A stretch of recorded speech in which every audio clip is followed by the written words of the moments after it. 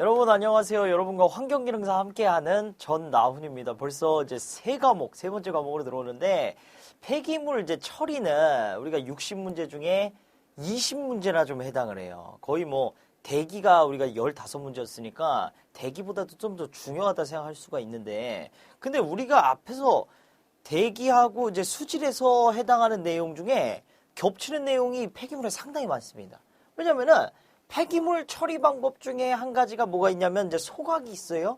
소각도 결국 대기에 어디에 해당하냐면 연소 파트에 해당하고 그리고 연소가 되면 또 뭐가 나오죠? 유해가스가 나오는데 유해가스 또 대기에서 유해가스 처리해서 또 배웠죠. 그리고 우리가 수질에서 수질 침전 1차 침전소에서 침전되고 특히나 2차 침전지에서 침전시켜서 가라앉는 걸 뭐라고 합니까? 그거를 우리가 슬러지라 하는데 슬러지도 결국 뭐예요? 고형물의 이런 폐기물이 된다라는 거. 그러니까 슬러지 처리도 여기에 들어있으면서 폐기물 파트의 한 20%에서 30% 정도는 대기나 수질에 있는 내용들이 그대로 들어와 있는 거. 그래서 그거를 그냥 더 공부할 거 없이 했던 거 그냥 복습하듯이 공부해도 문제를 맞출 수 있는 게 있고 폐기물에만 해당하는 내용은 거의 한 70에서 80% 정도가 되는데 그 내용들을 좀 한번 같이 볼 겁니다. 이 폐기물 처리는 일단 어떻게 이루어져 있냐면 폐기물 발생, 그리고 폐기물의 중간 처분, 그리고 폐기물의 최종 처분 이렇게 돼 있어요. 그래서 좀 제가 간략하게 좀 설명을 드리면 우리가 폐기물 나온다. 그러니까 우리 일반적으로 집에서도 이제 쓰레기가 나오고 그거를 이제 종량제 봉투에다가 담잖아요. 그리고 이제 여러분들 어떻게 하십니까? 버리시죠. 어떻게 버리시죠? 그냥 날짜 맞춰서 내버린.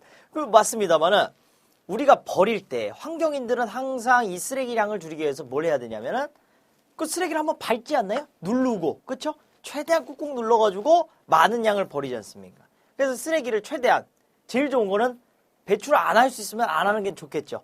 감량을 하고 감용을 해야 됩니다. 그리고 또 뭐예요? 분리수거하죠. 그래서 분리수거 돼서 플라스틱이나 유리 같은 것들은 다시 재활용해서 사용을 하고, 뭐 재활용이 불가능한 것들은 플라스틱을 모아서 녹여가지고 그거 갖고 어떤 물질을 뭐 만들다던가 이런 식으로 활용을 하고 그것도 안 되면 쓰레기도 어떻게 해요? 결국 그쵸 우리 소각장으로 다 보내가지고 다 태우지 않습니까? 그쵸? 다 태우고 그 태우는 과정에서 우리가 열 에너지를 얻죠. 그쵸? 열 에너지를 얻어내고 그리고 그 쓰레기들이 굉장히 안전해지고 또 부피도 줄어들고 이렇게 소각도 하고 또 내지는 음식물 쓰레기 같은 거는 사료로 보내든지 한번 계량을 해서 퇴비로 만들든지 이런 식으로 처리를 해요.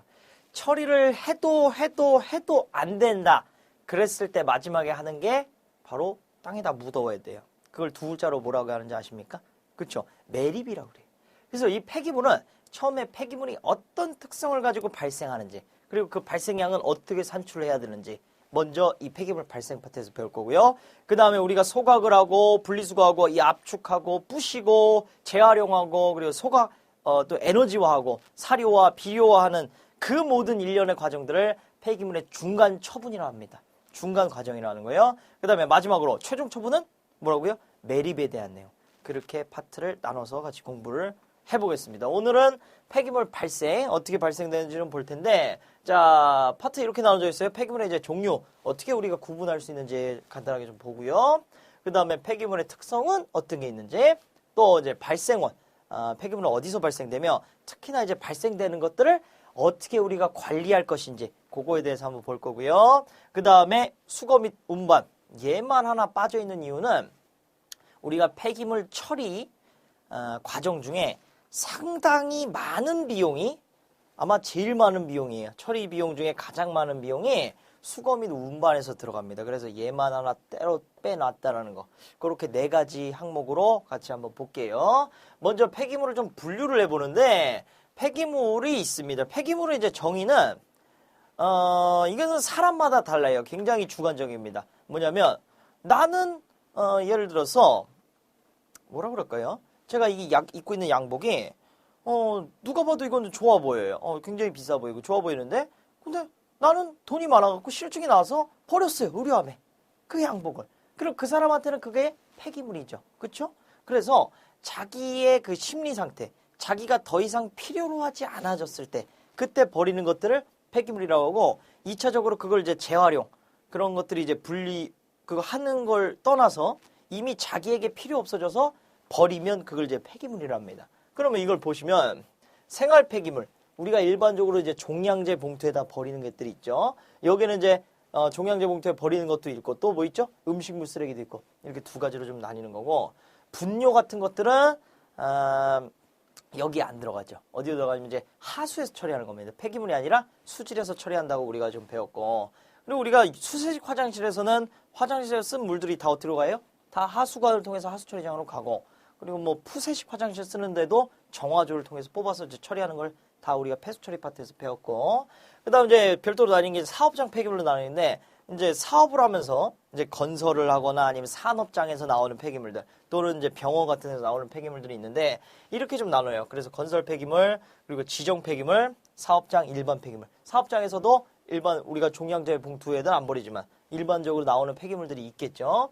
자, 분류를 우리가 할 수 있어야 되는 건 뭐냐면 지정 폐기물에 대해서 이거 너무나 중요한 얘기입니다. 왜 이름이 지정이냐면은 얘네들은 그냥 버리면은 버렸다가는 심히 위해 우리 몸에 아주 안 좋은 영향을 끼칠 우려가 있기 때문에 따로 지정해서 따로 얘네들을 별도로 처리를 하자. 그런 애들이 지정 폐기물이에요. 그래서 지정 폐기물 이꼴하고 우리가 뭐라고 할 수 있냐면 유해 폐기물이라고 합니다. 그래서 지정 폐기물의 정의는 뭐냐면 유해성이 있는 애들을 다 지정해서 따로 처리한다는 거예요. 지정 폐기물입니다. 그 지정 폐기물을 또 둘로 나누면은 이렇게 나눌 수 있어요. 의료 폐기물하고 그다음에 산업 폐기물로 나누는데 의료 폐기물은 상당히 위험하죠. 예를 들면은 뭐 주사 바늘 우리가 남고 막 피 남은 혈액들 있죠. 그다음에 이제 뭐 수술을 하고 남은 이제 장갑 그리고 이제 뭐 그런 여러 가지 의료에서 나온 것들 굉장히 위험합니다. 균들이 막 증식할 수 있고 그 위험이기 때문에 따로 분류하고 얘네도 대표적인 지정 폐기물에 들어가고 그다음 이제 산업 폐기물들은 여러분들이 뭐 많이 생각하시는 너무 산성이 강한 폐산이라든지 폐알칼리다라든지 아니면 이제 산업 현장에 나온 뭐 폐레커라든지 폐성면이라든지 기타 등등등 중에 지정 폐기물로 지정된 애들을 이제 산업 폐기물로 분류를 합니다. 그다음 이제 사업장 일반 폐기물은 생활계하고 이제 배출시설계 두 가지로 나뉜다. 구분만 하실 수 있으면 되겠습니다. 자, 넘어갈게요. 그럼 이제 분류가 좀 됐고 폐기물의 이제 분류 체계 중에 지정 폐기물에 대해서 좀 자세히 좀 알아보는데 지정 폐기물이라는 건 제가 뭐라고 했냐면 유해성이 있는 애들 그래서 유해 폐기물이라고 했습니다.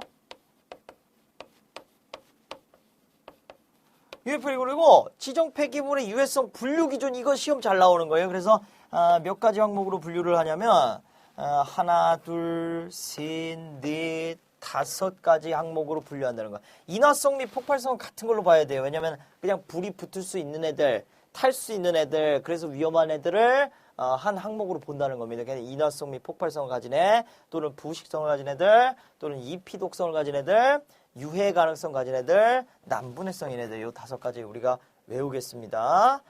자, 그 다음에 지정 폐기물의 대표적인 게 의료 폐기물 들어간다고 했는데, 의료 폐기물 3가지로 분류할 수 있어야 돼요. 요거 3가지로 분류하는 건 참 중요한 게 항상 의료 폐기물이 아는 것을 하고서 이상한 거 하나씩 집어넣을 거예요. 예를 들면 뭐 사업장 일반 폐기물 이런 식으로 그런 거 우리가 잡아내려면 이 3가지를 꼭 알아야 되겠죠. 보시면 격리 의료 폐기물, 또 위해 의료 폐기물, 일반 의료 폐기물 이렇게 3가지로 나뉜다라는 거. 자, 좋습니다. 그 다음에 폐기물 한번 측정하는 법을 좀 볼게요.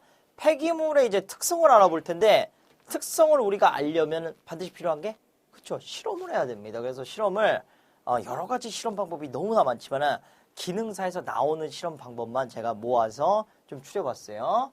자, 먼저 삼성분 분석이 있어요.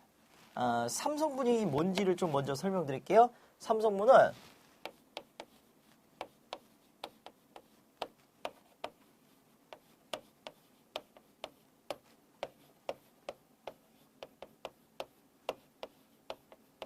수분하고 회분하고 가염분으로 나눌 수 있어요. 그래서 수분은 뭐죠? 그 물성분이 있는 애들. 회분은 우리 저번에 그 대기 연소할 때도 이거 배웠었는데 회분 뭐죠? 그쵸? 안 타는 성분들. 그러니까 뭐 잿더미 애들 이런 애들이 되는 거고. 그러니까 이거를 뭐 비가염분이라고 보셔도 됩니다. 안 타는 성분들. 그 다음에 이제 가연분은 뭐죠? 그쵸. 타는 애들인데, 자, 조금 세부적으로 들어가면 가연분은 고정탄소하고 휘발분으로 나뉜다라는 거.